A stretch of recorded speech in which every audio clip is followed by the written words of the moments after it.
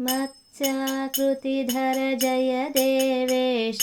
वेदविबोधक कूर्मस्वरूप मन्दरगिरिधर सूकररूप भूमिविधारक जय देवेश काञ्चनलोचन नरहरिरूप दुष्टहिरण्यकभञ्जन जय भो जय जय वामन बलिविध्वंसिन् दुष्टकुलान्तक भार्गवरूप जय विश्रवसुत विध्वंसिन् जय कंसारे यदुकुलतिलक जय वृन्दावनचर देवेश देवकी नन्दन नन्दकुमार जय गोवर्धनधर वत्सारे धेनुकभञ्जन जय कंसारे रुक्मिणीनायक जय गोविन्द सत्यवल्लभ पाण्डवबन्धो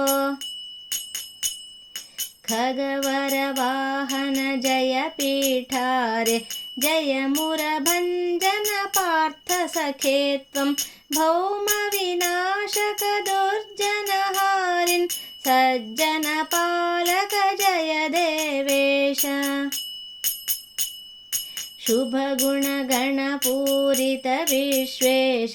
जय पुरुषोत्तम नित्यविबोध भूमिभरान्तक कारणरूप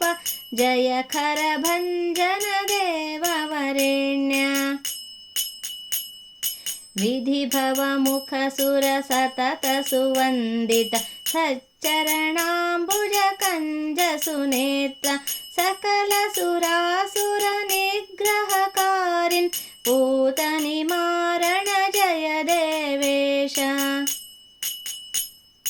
यद्भ्रूविभ्रममात्र तदिदम् आकमलासन शम्भुविपाद्यं सृष्टिस्थितिलयमृच्छति सर्वं स्थिरचरवल्लभ सत्त्वं जय भो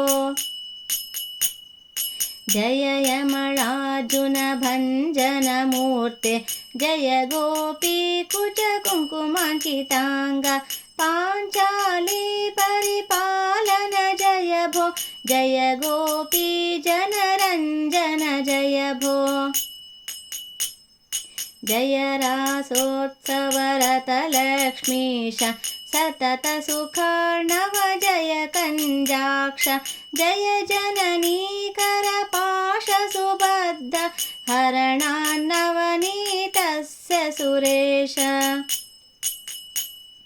बालक्रीडना पर जय भो त्वं मुनिवरवन्दित पादपद्मेश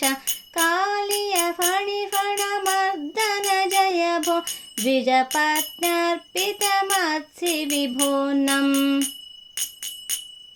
क्षीराम्बुधिकृतनिलयन देव वरद महाबल जय जय कान्त दुर्जन मोहक बुद्ध स्वरूप सज्जन बोधक कल्कि स्वरूप जय युगकृद्दुर्जन विध्वंसिन् जय जय जय भो जय विश्वात्मन् इति मन्त्रं पठेन्नवकुर्यान् नीराजनं बुधः घटिकाद्वयशिष्ठायां स्नानं कुर्याद्यथाविधि अन्यथा नरकं याति यावदिन्द्राश्चतुर्दश इति श्रीकार्तिकदामोदरस्तोत्रं सम्पूर्णम् इति श्रीपञ्चरात्रागमे हंसब्रह्मसंवादे श्रीकार्तिकदामोदरस्तोत्रम्।